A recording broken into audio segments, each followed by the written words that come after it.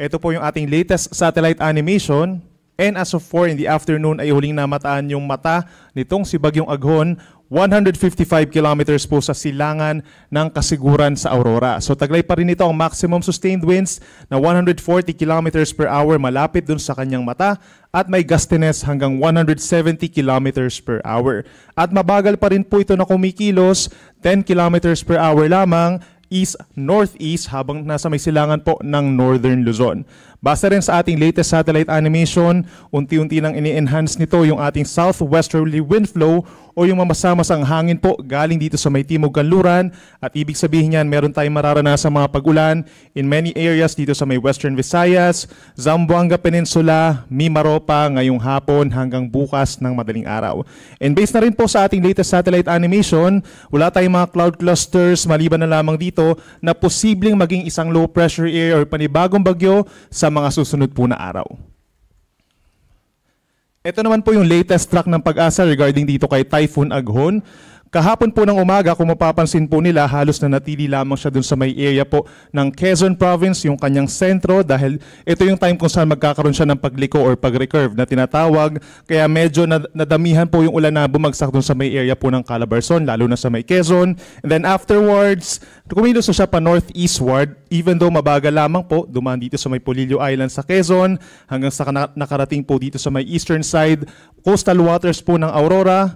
And bukas po ng madaling araw, inaasahang mas lalayo pa ito. 300 kilometers east of Tuguegarao City, Cagayan. Pagsapit naman po bukas ng hapon, around 500 kilometers east of Batanes. At mas lalayo pa pagsapit po ng Wednesday ng hapon, more than 1,000 kilometers na east-northeast of extreme northern Luzon. At afterwards, lalabas na po siya ng area of responsibility. For the next 2 days, mananatili pa rin po siya as a typhoon that is between 140 hanggang 155 kilometers per hour. So medyo malakas pa rin po. Even though yung ating inaasahang malalakas sa mga hangin na itong nasa circle na ito ay hindi na may experience ng ating bansa paglabas niya or paglayo pa ng konti bukas ng madaling araw. Sa ngayon po, ito yung ating mga signal number 1. So natanggal na po yung ating mga areas na merong signal number 2 dito sa may Eastern Isabela and sa Aurora. Meron tayong signal number 1 pa rin sa eastern portion of Quirino, kabilang ng Madela, Nagtipunan, and Aglipay. Southern portion of Nueva Vizcaya, kabilang ang Anfolso, Castañeda, Dupax del Sur, and Dupax del Norte. Eastern portion of Isabela, kabilang mga bayan ng Divilacan, San Mariano, San Guillermo, Jones, Etchague, San Agustin, Maconacon, Ilagan, Benito Soliven, Angadanan, Nagilian, Kawayan, Palanan, and Dinapigue. Buong Aurora po, signal number 1, ganyan din sa northern portion of Quezon, General Nakar, Infanta, Real, at buong Polillo Islands. At signal number 1 din po sa northwestern portion of Camarines Norte, Vinsons, Paracale, Jose Panganiban, and Kapalonga, kabilang na po ang Calaguas Islands. So ito yung mga lugar pa rin po na makakaranas ng pagbugso ng hangin, bagamat hindi na po ito kasing lakas as nitong mga nagdaang araw. Ano nga ba yung inaasahan natin? Meron tayong mga minsan malalakas na hangin, lalo na po sa mga coastal and mountainous or upland areas po sa mga susunod na oras. Pero habang lumalayo nga itong si Bagyong Aghon, posibleng mabawasan pa ito at possibly by tomorrow po wala na tayong tropical cyclone wind signals. Pagdating naman po sa mga pag-ulan, meron pa rin tayong aasahan ng mga pag-ulan sa mga susunod na araw. Epekto ng southwesterly wind flow na ini-enhance nitong si Bagyong Aghon. Meron pa rin tayong medyo delikadong mga pag-ulan, 50 to 100 millimeters hanggang bukas. At tonight, Occidental Mindoro, Palawan, Antique, Iloilo, Guimaras, and Negros Occidental. Habang bukas naman, May 28, meron pa rin tayong aasahang pag-ulan over Occidental Mindoro, Palawan, and Western Visayas. So mostly na, mga nasa western side po ito ng Southern Luzon and Visayas.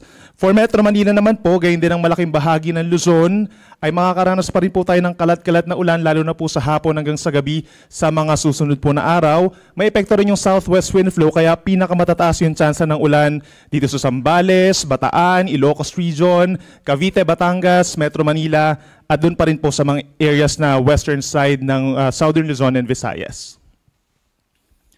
Kaya naman po, patuloy na paalala natin sa ating mga kababayan, mag-ingat pa rin po sa mga posibleng pagbaha.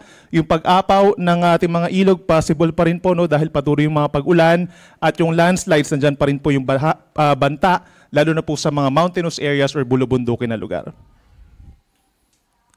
As for our gale warning, dahil po dito kay Bagyong Aghon, meron pa ring maalon na karagatan hanggang 4.5 meters dito po sa eastern seaboard of Cagayan, Isabela, Baybayin ng Aurora at ng Northern Quezon kabilang po ang Pulilio Islands. Delikado pa rin po ang pumalaot sa mga nabanggit natin ng mga seaboards at inaasahan natin na habang lumalayo itong si Bagyong Aghon, posibleng mawala na rin po by tomorrow yung ating gale warning. Even though meron pa rin tayong maalon na karagatan by tomorrow in many areas of Luzon.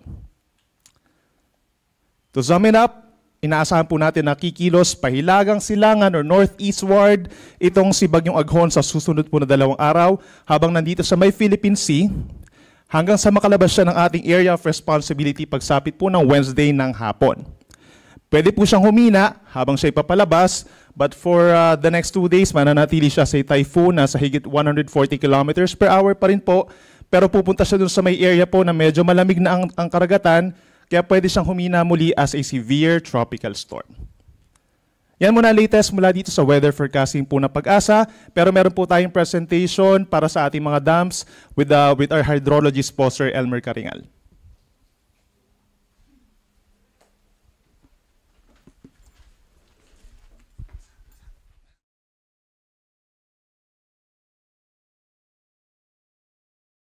Yung dam update namin, so far medyo mapapansin po natin medyo maganda naman po yung benepisyo nitong si Typhoon Aghon dito po sa mga minamahal nating major dam dito po sa Luzon.